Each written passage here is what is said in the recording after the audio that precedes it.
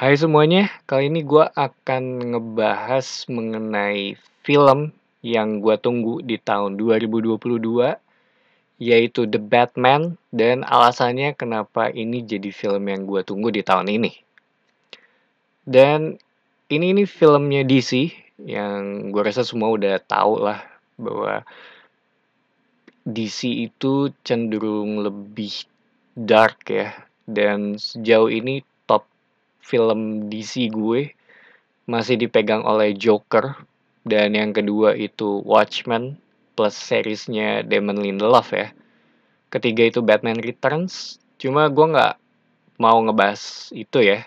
Itu mungkin bisa jadi topik lain kali gitu. Iya, kenapa gue nggak ngomongin Batman-nya Nolan gitu.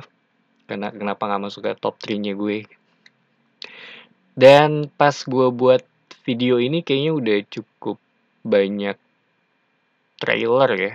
Nggak banyak sih, ada beberapa. Yang terakhir itu The Bat and the Cat kalau nggak salah. Dan gue ngeliat yang trailer kedua sih, yang The Bat and the Cat, gue nggak ngeliat karena gue rasa udah cukup dari sisi ini itunya ya, sangat menggoda untuk ditonton sih. Cuma gue nahan diri lah, gue rasa udah cukup ya. Gue pengen ngeliat final produknya aja kayak gimana. Jadi yang terakhir gue lihat itu trailernya kedua, di mana ada car chase ya antara Batman dan Penguin. Dan agak beda sih Penguinnya gitu, karena emang diperanin oleh Colin Farrell gitu, detektif Ray Velcoro ya kalau menonton True Detective. Dan mukanya gue nggak tahu kenapa, masih bingung aja sih kenapa dia sengaja nge-make upin kayak gitu ya. Jadinya nggak kelihatan kayak Colin Farrell sih. Dan yang kayak tadi gue bilang, gue pengen ngasih opini gue sih kenapa ini jadi film yang gue tunggu.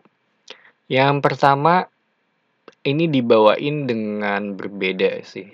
Sepertinya lebih punya ininya sendiri ya. Kalau si apa namanya, Tim Burton begini, si Joel Schumacher begini, dan si apa namanya, Nolan begini, punyanya si Zack Snyder juga beda gitu versinya gitu. Dan kali ini berbeda juga. Yang gue suka, dan ini yang gue suka dari masing-masing Batman yang ada gitu, punya approach-nya sendiri gitu. Tapi buat gue sendiri lebih ke Michael Keaton dan Ben Affleck sih.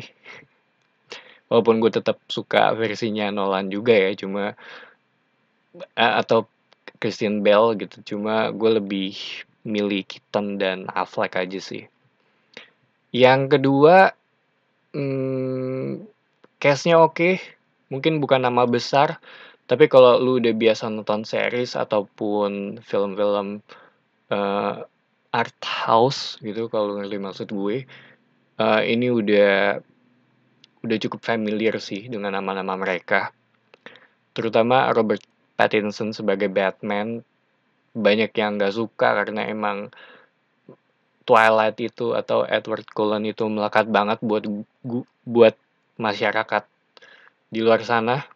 Dan tapi pas pertama kali dia di announce, gue nggak ragu sama sekali sih, karena dia ada sedikit unsur insanity-nya sih, ada seriusnya juga. Dan mungkin kebanyakan orang taunya dari Twilight doang gitu ya nonton.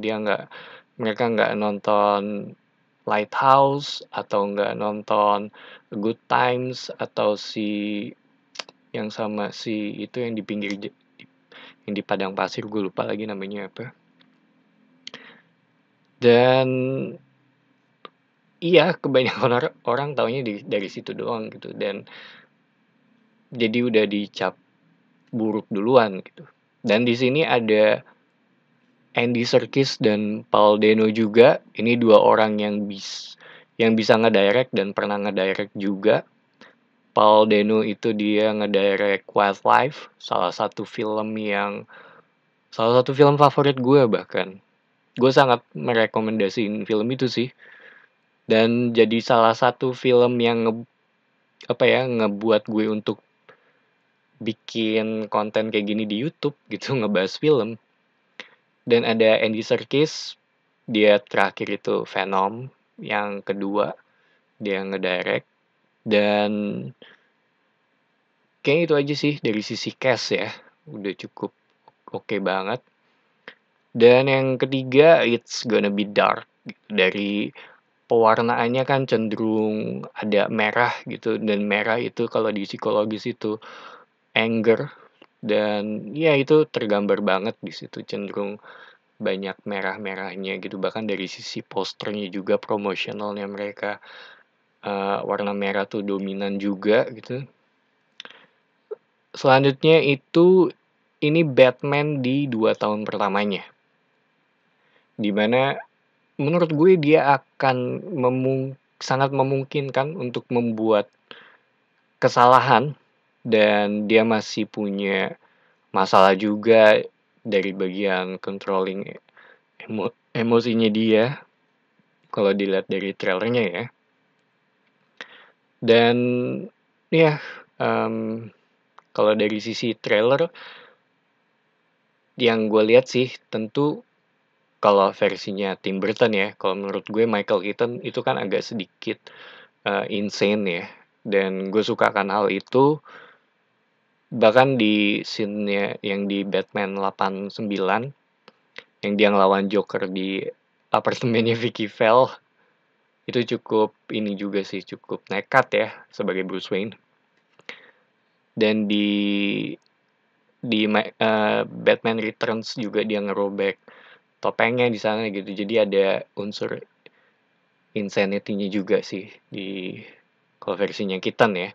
Dan gue rasa ini akan di versinya Robert Pattinson juga akan ada insanity-nya juga, bahkan um, dari begitu dia ngebuka topengnya juga masih ada eyeshadow ya atau apa gitu yang di mata gitu, gue nggak tahu nama dari sisi make up-nya ya. Dan ini juga kelihatannya bakal sloppy juga sih si Batman, dan berdasarkan mungkin ngambil salah satu inspirasinya dari komik Year One ya. Dan seingat gue di komik itu dibuka dengan Batman jatuh dari sebuah bangunan sih, kalau nggak salah ya. Dan ini tahun keduanya dia, so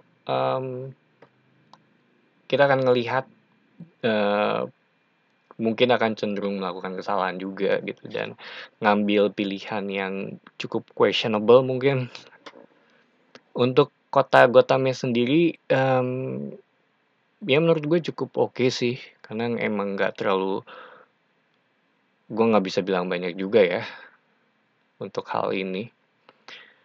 Dan untuk kedepannya gue mungkin nggak akan ngelihat banyak promotional video juga sih, kayak trailer ataupun TV spot.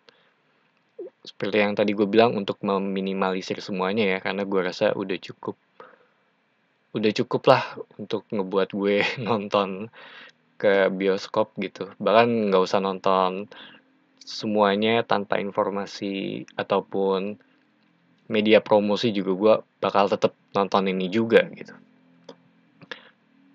Belum ada informasi mengenai delay atau enggaknya sih. Cuma kalau di HBO Max akan rilis 45 hari ya. Setahu gue sih itu sih. 45 hari dari rilis di versi layar besarnya. Semoga nggak di-delay, karena ini cukup banyak ya. Harusnya kan rilis di tahun kemarin kalau nggak salah. Cuma diundur. Jadinya ke tahun ini. Semoga tepat waktu, semoga semuanya berjalan sesuai, dan ya bakal gue tonton sih mungkin di minggu pertama, niatnya sih gitu ya. Cuma lihat situasinya juga sih. So itu aja mengenai kenapa Batman jadi salah satu film yang, bukan salah satu sih, jadi film pertama yang bakal gue tunggu di tahun ini. Anyway, thank you for watching. It's me, Patrick, signing off.